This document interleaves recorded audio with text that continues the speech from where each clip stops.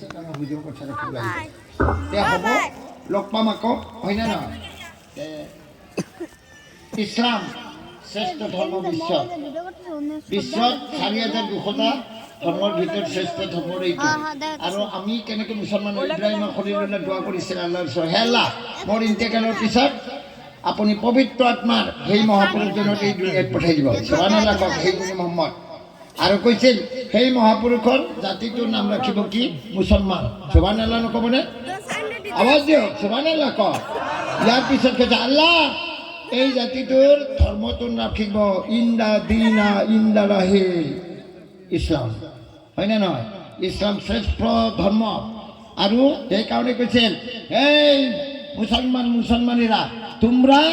সহি সালামত মুসলমান না হইয়া কবরে আসিও না মুসলমান না হইয়া কবরে আসিও না তে আমি কতটুক কয়ে আপনাদের থেকে বিদায় নিতেছি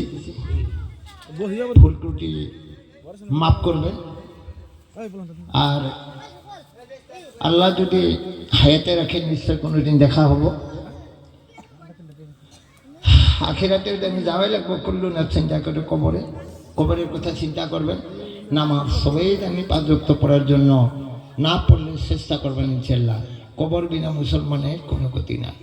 আল্লাহুম্মা ইয়া আখিরি জামানা আলহামদুলিল্লাহি রাব্বিল আলামিন আসসালামু আলাইকুম